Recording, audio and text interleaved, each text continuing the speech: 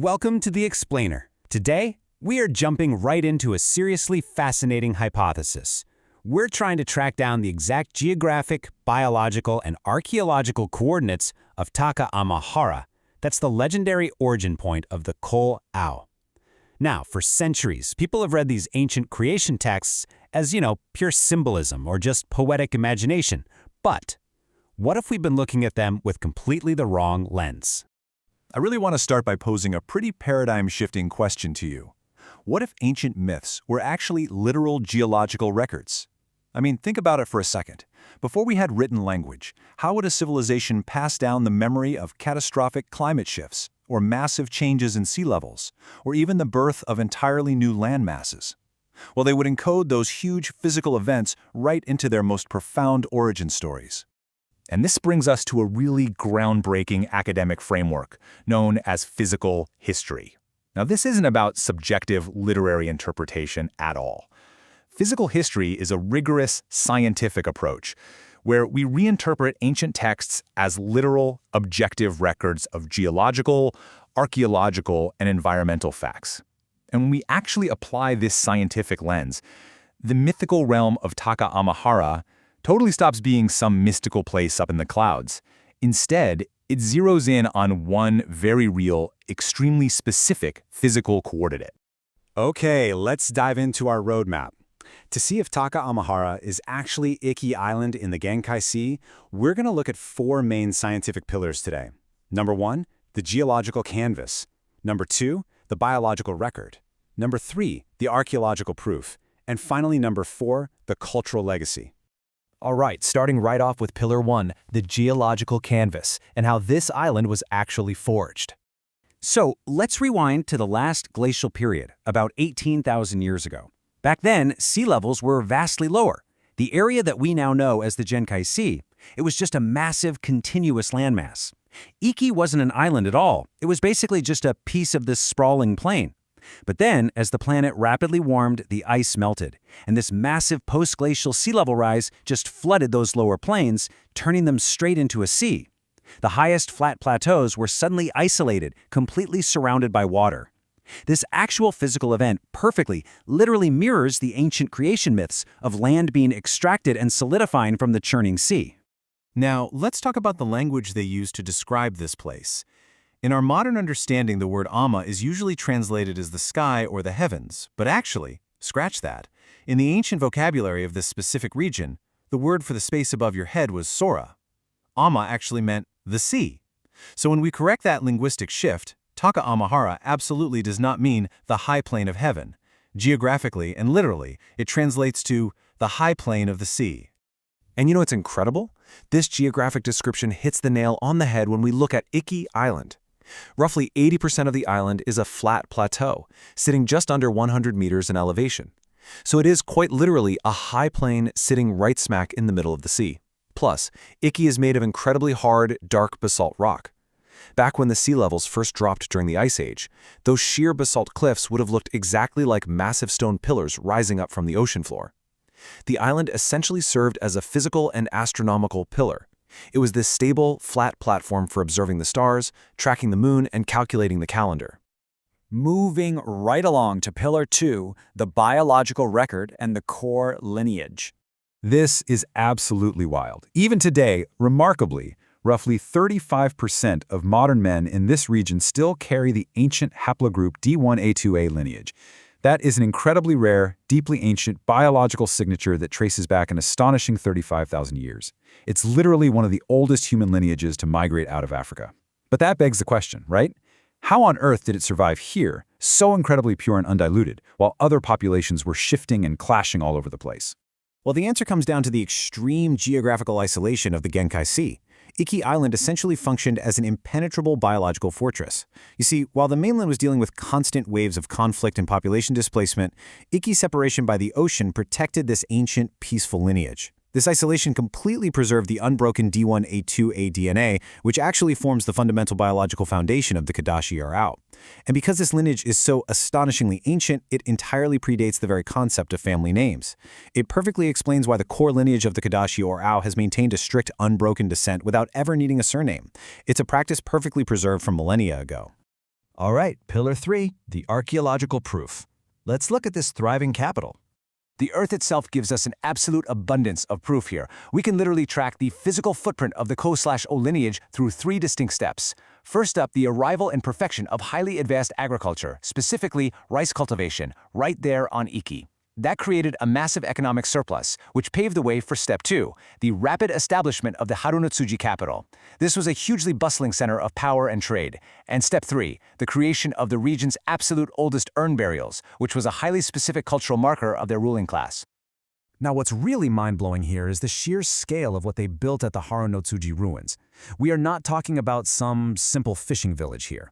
This site features East Asia's oldest known artificial port. Built with amazingly advanced civil engineering for its time, it actually predates similar structures over on the continental mainland. This port acted as an exclusive choke point and a massive center for advanced technology, continental currency, and just immense wealth. Iki was, for sure, an economic powerhouse. And we can actually map exactly how this ancient civilization moved just by tracking their unique graves. This highly distinct urn burial culture, it started exclusively on Iki Island during the early period. From there, we find an undeniable physical expansion. The burials gradually spread across the Genkai Sea over to the coastal regions and then systematically marched deep into the mainland. So, this archaeological timeline literally tracks the exact physical movement of the ancestors of the Koho'u, showing exactly how they expanded their system of governance from that original island outward. Finally, let's look at Pillar 4, the cultural legacy and their unbroken traditions. So, physical structures might erode over time, but strict traditions can preserve data for thousands of years. Just take Kiboku, for example. That's the sacred turtle divination. For the Kosai Ao, the ultimate, most secretive method of divination used to determine the absolute highest state of affairs relies specifically on the shells of sea turtles. Now, why a sea creature? Because it proves that the absolute unbroken authority of the Kosai Ao is eternally tied to the ocean environment. Their ultimate mandate doesn't come down from some mountains on the mainland. It is firmly anchored in the sea domain of the Genkai Sea, exactly where their ancestors first ruled. And these sacred constants all point straight back to one very specific environment.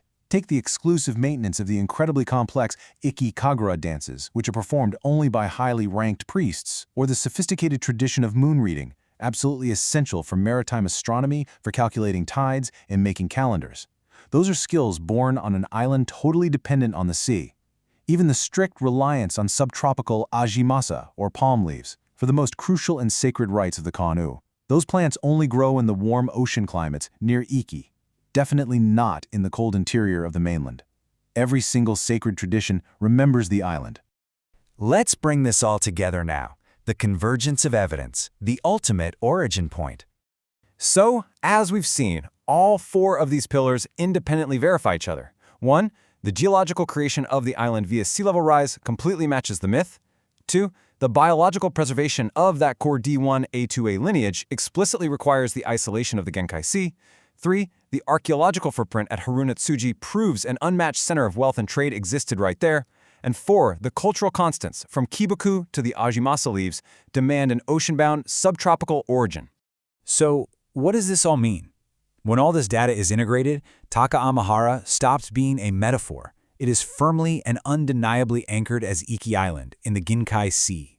The geology, the DNA, the ruins, and the rituals, they all point to this single exact coordinate as the definitive origin point of the Koso-o. Which leaves us with a really profound thought to ponder as we wrap up. If we can strip away the poetry and the metaphor to find the actual physical ground where our oldest myths took place, how does physically locating our ancient origins change our blueprint for the future? Understanding exactly where we came from and how our ancestors adapted to massive environmental shifts to build a thriving civilization, well, that might just be the ultimate key to navigating the centuries to come. Thanks so much for joining me on this explainer, and remember, keep questioning the history right beneath your feet. So, imagine standing on a cliff, like 10,000 years ago, and just watching the ocean literally swallow the world, you know? Yeah, just watching your entire landscape vanish. Right. I mean, lowlands become swamps, valleys completely disappear beneath these churning, violent waves. And eventually, the only thing left of your home is just a single towering rock pillar rising out of a surging sea. He would be terrifying, honestly. You would absolutely think the deities were angry, violently reshaping the earth. Exactly. But What if the stories your descendants told about that event weren't myths at all? What if they were just, well, perfectly accurate geology? That is the big question. Welcome to this deep dive. Today, we have a massive stack of sources in front of us. We're talking environmental data, archaeological studies, genetic research, and we have a very specific mission for you today. We are dismantling a fiction and looking at a literal historical map to unravel the Taka Hara Iki hypothesis. And I just want to say the scope of this hypothesis is a massive shift in how we see things. It's truly incredible. It really is. We are looking at a mountain of physical evidence proving that the mythical realm of the divine ancestors, which we'll strictly pronounce as Taka Amahara, is not like some magical kingdom floating in the clouds. Right. The data actually demonstrates that it is the literal physical basalt island of Iki. Okay, before we go any further, if you're listening to this and wondering about some of the terminology we'll be using, let's just, establish a foundation. Good idea. So in these ancient texts, we see references to the ku and the yu. And these terms refer to the ancient supreme ruling classes. Right. The absolute top of the hierarchy. Exactly. We also see the ukami, which refers to the great deities or divine ancestors. And finally, the Ginkanata. That is the notoriously treacherous, incredibly rough stretch of sea that separates the archipelago from the Asian continent. It is not a friendly body of water. We'll put it that way. Yeah, so our sources are arguing that the divine realm of the ukami is actually an island sitting right in the middle of the Ginkanata. So, how do we get from a mythological story of creation to an actual literal geographical location? Well, the geological record actually gives us the answer here. We really have to look at a period spanning roughly 18,000 to 6,000 years ago. Okay. And this era is defined by an event called the Jomon Transgression.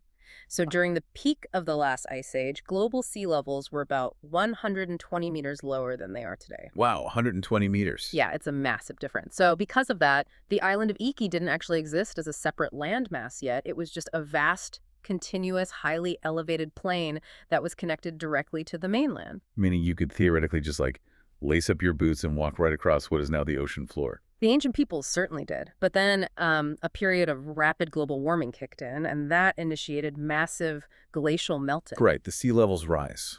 Exactly. They rose dramatically. As those waters surged into the basin, the lower lands of that vast plain were just completely inundated.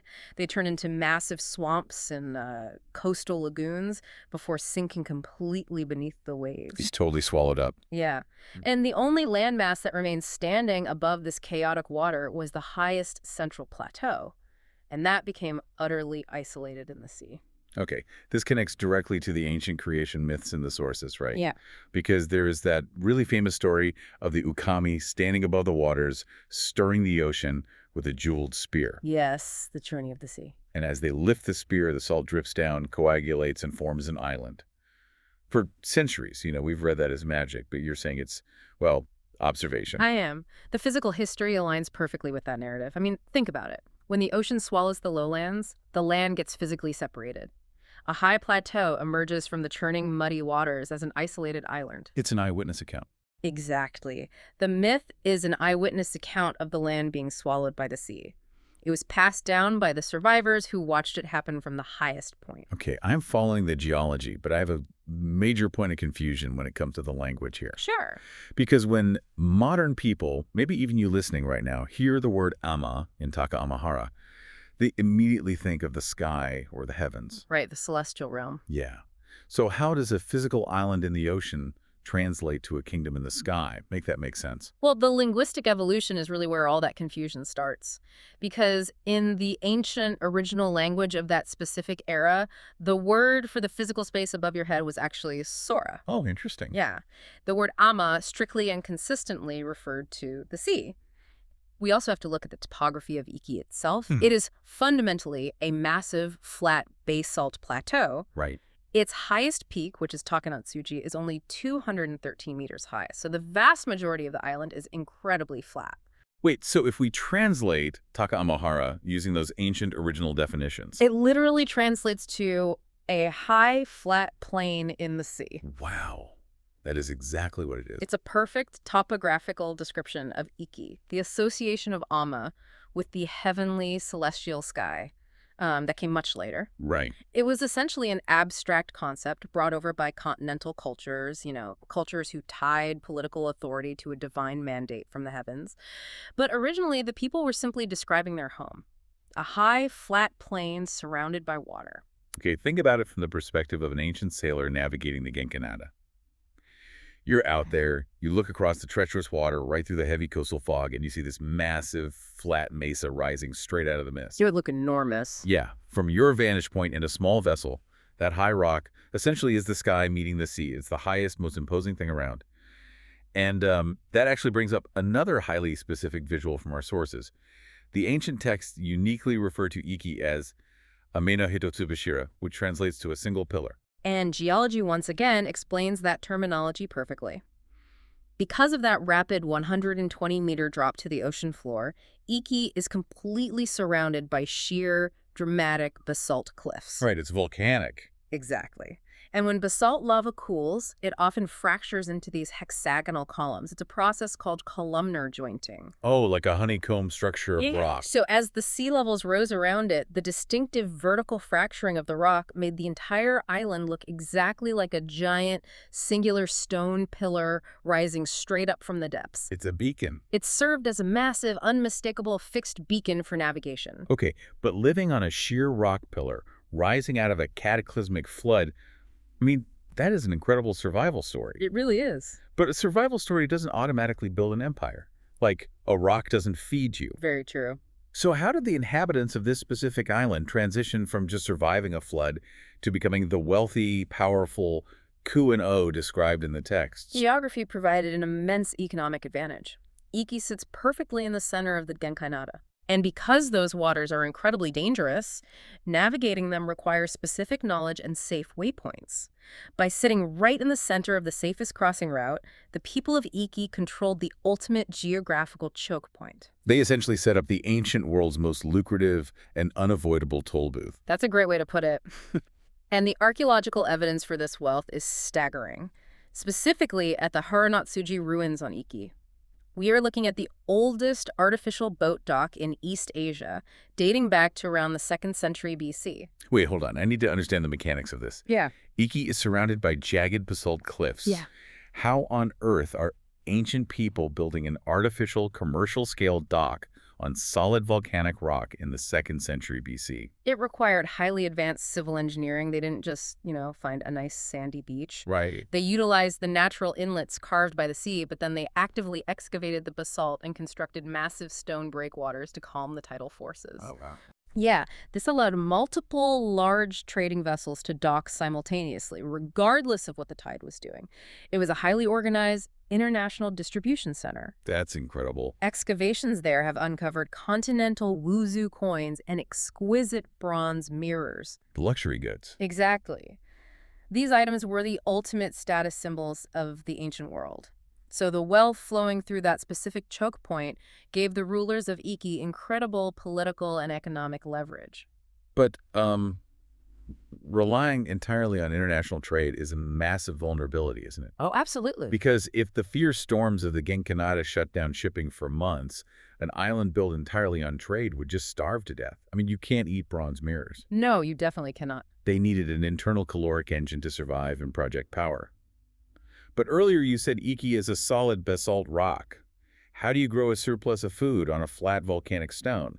That defies basic agricultural logic. It does seem impossible, but the center of the island holds this amazing geological anomaly. It's called the Fuke-Tabaru Plain. Over millennia, the depression in the center of this basalt plateau accumulated deep, deep layers of rich, fertile ash and soil. And because the underlying basalt is impermeable, it actually holds fresh water perfectly. Like a giant bowl. Precisely. This allowed the people of Iki to master advanced wet rice cultivation incredibly early. Specifically, they grew an ancient, highly nutritious strain of red rice. So they literally have an impenetrable rock base acting as a giant natural water bowl for agriculture. That is brilliant. It provided a massive, stable caloric surplus, while other regions were still, relying on vulnerable foraging. Furthermore, they paired this with animal husbandry. Oh, the cattle. Yes, Iki is actually home to the oldest domestic cattle bones found anywhere in the archipelago. It's the ancient roots of modern Iki beef. Wow. Okay. They utilized domesticated beasts of burden to plow that heavy volcanic soil, which provided both labor and a really dense source of protein. In ancient times, possessing guaranteed grain and domestic livestock was the equivalent of holding unimaginable wealth today. Absolutely billionaire status. Yep. Right. And when you have a massive surplus of calories, you don't just eat it all, you preserve it. Our sources indicate they actually used their surplus grain to distill alcohol, establishing the deep origins of ikishochu. Yeah, which is a massive leap forward. Because the ability to produce, safely store, and trade high-quality alcohol is a defining hallmark of a society that has moved far beyond mere survival and into, sophisticated civilization. The combination is potent. You have a geographic fortress, a monopoly on international trade, advanced wet rice agriculture, cattle, and distilled alcohol. But history tells us that glittering wealth always attracts violence. Always. If Iki was essentially the treasury of the Genki Nara, it would have been a prime target for every warring faction on the continent. Yeah. So how did the Kuno protect themselves? How do they manage to establish and protect the unbroken genetic lineage that's detailed in the sources? Well, the isolation of the Genkinata acted as a literal protective moat against the massive population upheavals happening elsewhere. The genetic data in our sources highlights a very specific Y chromosome haplogroup. It's D1A2A, commonly known as the YAP lineage. A YAP lineage? Yes. This is one of the oldest lineages of modern humans to ever leave the African continent. So we are talking about the deepest chapters of human migration here. Exactly. As human populations expanded across the Eurasian continent, this deeply ancient lineage faced immense pressure from newer, highly aggressive warring populations. Right, they were getting pushed out. In many continental areas, they were completely displaced or absorbed. But a branch of this ancient lineage managed to reach the archipelago and found absolute biological sanctuary on Iki. Safe behind the Genkinata. Yes. While the mainland was subject to constant conflict and the genetic mixing of various invading empires, the turbulent waters of the Ginkanata kept the people on Iki genetically isolated and secure for tens of thousands of years. The sources mention the strict tradition of the Ku utilizing male line descent. But I want to make sure I understand the biology here. Why is male line descent so critical for preserving this specific ancient identity? It comes down to the actual mechanics of human genetics. Most of our DNA, the autosomal DNA, it recombines. It mixes. Right. It shuffles the genetic material from both the mother and the father in every generation, meaning ancient traits get diluted very quickly. But the Y chromosome is entirely different. It does not recombine. Oh, I see. It is passed down virtually unchanged from father to son, generation after generation. So by strictly utilizing male line descent, they weren't just following a political rule. They were maintaining a living biological archive. That's exactly what it is. They were preserving an unbroken ancestral thread that stretched back to the very origins of human migration, safe on this island fortress. The male line descent is a perfectly engineered preservation mechanism. And understanding that depth of history brings us to one of the most fascinating cultural details about the lineage of the Ku. Throughout all of recorded history, this specific lineage has absolutely never possessed a surname. Wait, really? No surname at all? None. Okay, think about your own family name for a second if you're listening. We assume surnames represent deep history. But if you are a powerful Ao, right, a supreme ruler with an advanced civilization, massive wealth, and an unbroken lineage, wouldn't you want a grand, imposing surname to show off? You would think so, but only if you belong to the continental system. Surnames were essentially a bureaucratic tool. As populations grew massive on the continent, empires needed ways to categorize clans for taxation, conscription, and land management. To keep track of everyone. Exactly. They invented surnames to organize the masses. So a surname is basically an ancient tax identification number. In many ways, yes. It's a label applied by a larger bureaucratic authority. For the Ku, adopting a surname would mean subjecting themselves to that foreign continental system. Wow. By intentionally lacking a surname, they are making an incredibly profound statement. They are demonstrating that their lineage is so deeply ancient, so undeniably original to the very foundation of the land, that they predate the invention of human bureaucracy. That is the ultimate flex. It really is. They don't need a label to prove their authority over the land. Their continuous biological existence on it is the only proof required. Now that completely flips how we view ancient power structures. Refusing a surname is the ultimate demonstration that you are just above the system entirely. Absolutely. But this raises a mechanical question for me.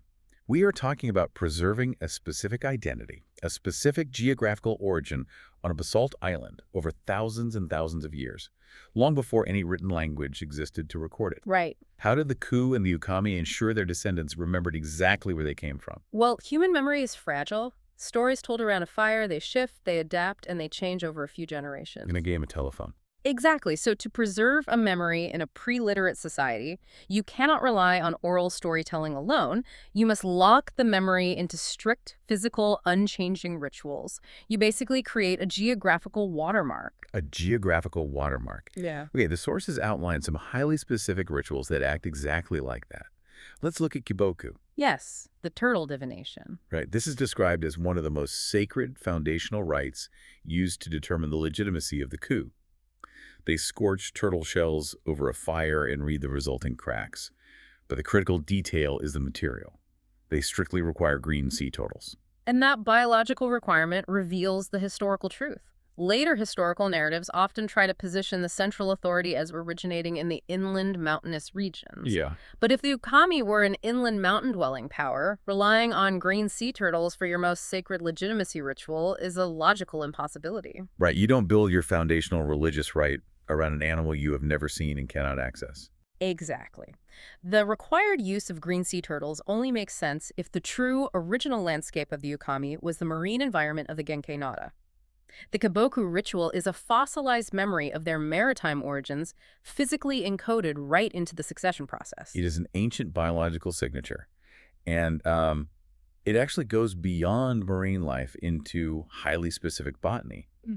Let's consider the Ajimasa, or Biru, leaves. Right. Because during the most critical sacred succession rituals, the physical structure used for purification absolutely must be roofed with these specific subtropical palm leaves. And the botanical reality here is a glaring anomaly if you believe the standard myths. How so? Well, the natural northern limit for these subtropical Ajimasa palms happens to sit right around the islands of Iki and Okinoshima. The climate just does not support their natural growth further north or in the inland basins where later capitals were established. So no matter where the descendants of the Kun moved in later centuries, no matter how far inland they built their palaces, they were completely locked into this ritual. Yes. They were forced to physically import green sea turtles and subtropical palm leaves, leaving this permanent, undeniable trail right back to the Genkanada and the island of Iki.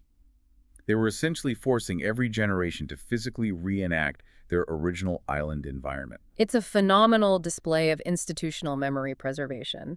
And we see this exact same rigid preservation in the intangible cultural arts, specifically the ikikugura. The sacred ceremonial dances. Right. The ikikugura is not some simple folk dance. It consists of 33 incredibly complex, mathematically precise dances. 33 is a lot to memorize. It is. And what makes this vital to the hypothesis is that these dances are performed strictly by initiated Shinto priests. Lay people are absolutely forbidden from performing them. Oh, interesting.